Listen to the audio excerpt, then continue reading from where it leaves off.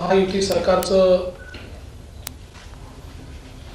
6वं अधिवेशन हे उद्यापासून सुरू होते आणि मला विश्वास आहे की या अधिवेशनाच्या माध्यमातून गोरगरीब आणि सामान्य माणसाचे प्रश्न सोडवण्याकरता आम्ही पुढाकार घेऊ. खरं म्हणजे 1 महिना हे अधिवेशन चालणार आहे, 4 आठवड्याचं अधिवेशन आहे आणि मला याही गोष्टीचा अभिमान आहे की महाराष्ट्र विधानमंडळ एक असं विधानमंडळ आहे की देशामध्ये सर्वाधिक काळ आणि सर्वाधिक दिवस अधिवेशन हे महाराष्ट्र विधानमंडळात होतं.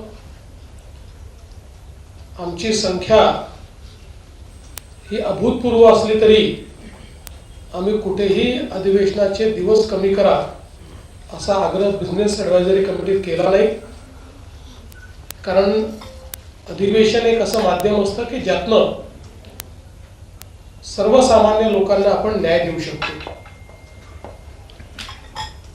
या अधिवेशनामध्ये 6 मार्चला मी अर्थसंकल्प मांडणार आहे.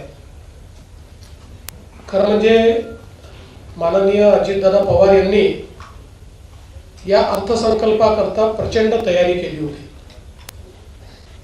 आणि एक चांगला अर्थसंकल्प देण्याचा त्यांचा मानस होता. दुर्दैवाने हा अर्थसंकल्प मांडण्याची वेळ ही माझ्यावर आलेली आहे. एक अर्थमंत्री म्हणून अजितदादांना जे मी जवळून बघितलं, कुठल्याही मुख्यमंत्र्यांना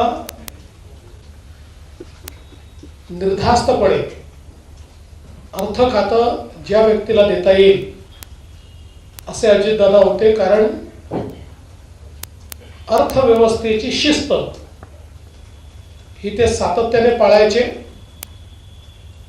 कधीही बेशिस्त कारभार ते चालवून घेत नव्हते आणि म्हणून आम्हाला खरं म्हणजे अर्थमंत्री म्हणून ते असल्यामुळे हे माहिती होतं की कुठे जर आम्ही अधिक लोकप्रिय अशा निर्णयांकडे गेलो आणि ते आर्थिक शिस्तीत बसत नसेल तर दादा आम्हाला स्पष्टपणे सांगतील की हे शक्य होणार नाही, ही आपली आर्थिक परिस्थिती नाही आणि जिथे आवश्यक आहे तिथे मार्ग देखील काढून देतील. अशा पद्धतीचे दादा यावेळेस नाही आहेत. पण म्हणजे सुनेत्रा बहिणी पहिल्यांदाच या अधिवेशनाला समोर जात आहेत. राज्यसभेचा त्यांचा अनुभव आहे, विधानसभेत पहिल्यांदाच विधानमंडळात त्या येत आहेत. पण मला विश्वास आहे की अनेक वर्षाचा जो त्यांचा अनुभव आहे त्यामुळे त्या देखील अतिशय ठामपणे ज्या पद्धतीनं दादा भूमिका मांडायचे तशा पद्धतीनं या अधिवेशनाला सामोऱ्या जातील. खरं तर आपल्याला कल्पना आहे की या अधिवेशनामध्ये आपलं बजेट येत आहे आणि मला सांगताना आनंद वाटतो की नुकतंच केंद्र सरकारचं जे बजेट आलं त्या बजेटमध्ये महाराष्ट्राला मिळणाऱ्या निधीत 20,000 कोटी रुपयाची वाढ झालेली आहे आणि जवळपास टॅक्स डिव्होल्युशनमध्ये आता महाराष्ट्राला 98,306 कोटी रुपये मिळणार आहेत.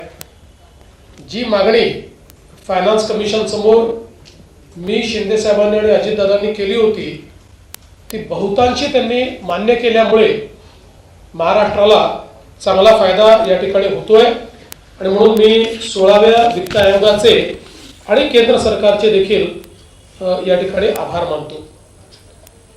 या केंद्राच्या बजेटमध्ये आपल्याला 2 हायस्पीड कॉरिडॉर तर मिळालेच, पण रेल्वेच्या बजेटमध्ये 23,000 कोटी रुपये हे आपल्याला मिळाले आहेत. कारण त्यावेळी मी सांगितलं होतं की माझ्याकडे फाईन प्रिंट आलेली नाही आणि म्हणून रेल्वेत किती पैसे मिळाले आहेत मला कल्पना नाही. पण मला अतिशय आनंद आहे. हे का महत्त्वाचं आहे तर आपण जर UPAचा काळ बघितला, 10 वर्षात 12,000 कोटी रुपये महाराष्ट्राच्या रेल्वेला मिळाले. आणि त्या दरवर्षी, मागच्या वर्षी 22,000 कोटी दिले, यावर्षी 23,000 कोटी दिले. त्यामुळे प्रचंड मोठ्या प्रमाणात केंद्र सरकारच्या माध्यमातून आपल्याला निधी मिळतोय. आणि यासोबत अजून वेगवेगळ्या ज्या काही ग्रोथ हब करता 1,000 कोटी असतील किंवा इतर गोष्टी असतील, त्या गोष्टी आता या ठिकाणी मी सांगणार नाही.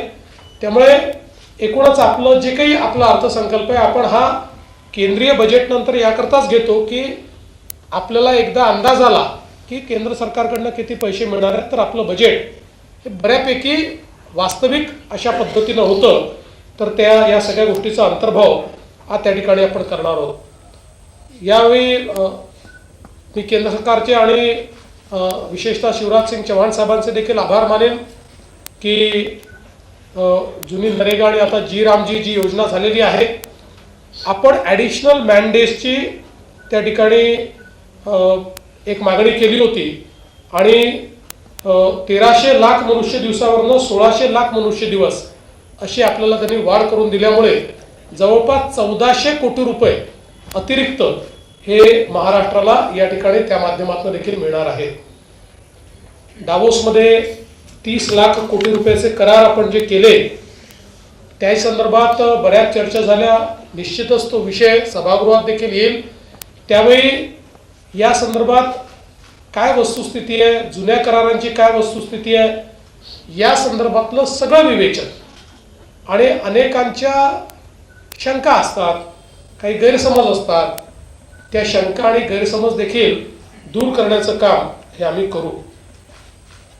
इंडिया AI समिटमध्ये महाराष्ट्राने चांगलं पार्टिसिपेशन केलं आणि विशेषतः आज आपण AI फॉर ॲग्रिकल्चर अशी एक आंतरराष्ट्रीय समिट चालू केली.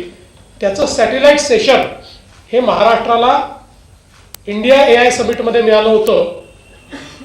मला सांगताना आनंद वाटतो की स्वर्गीय दादांनी त्यांच्या बजेटमध्ये 500 कोटी रुपयाचं AI मिशन सुरू केलं होतं. त्या मिशनच्या अंतर्गत आपण महाराष्ट्र पहिलं राज्य झालं की ज्यांनी महाविस्तार हा शेतकऱ्यांकरता एक AI ॲप तयार केला आहे. महाविस्तारमध्ये प्रत्येक शेतकऱ्याला त्याचा स्वतःचा एजंट आहे. म्हणजे त्याला वैयक्तिक ज्या गोष्टीची माहिती पाहिजे, वेदरची माहिती पाहिजे, त्याला पीक पद्धतीची माहिती पाहिजे, त्याला पिकाच्या सायकलची माहिती पाहिजे,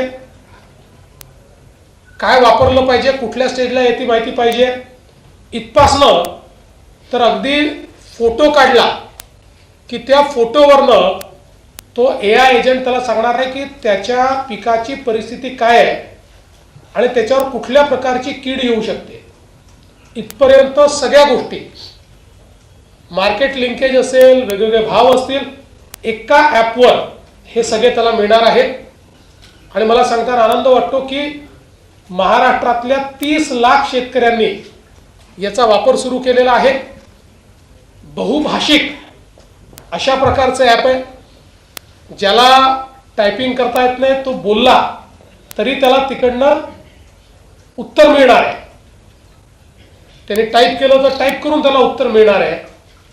आणि आता वेगवेगळ्या भाषांसोबत पहिल्यांदा आज एक पहिला प्रयोग आपण केला की त्याच्यामध्ये आमच्या आदिवासी भागातली जी भिली भाषा आहे, भिली, या भिली भाषेचं इन्क्लुजन आता आज आपण त्याच्यामध्ये केलं.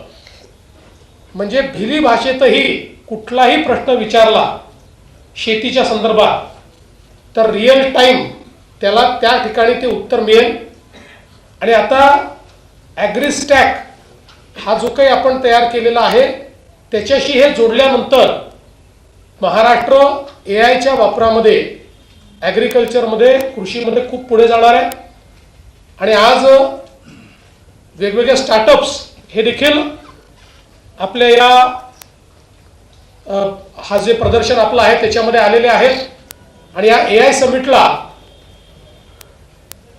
जगातलं देशातलं कुठल्याही राज्याने घेतलेलं पहिलं ॲग्री AI समिट म्हणून केंद्र सरकारने त्याला मान्यता दिलेली आहे.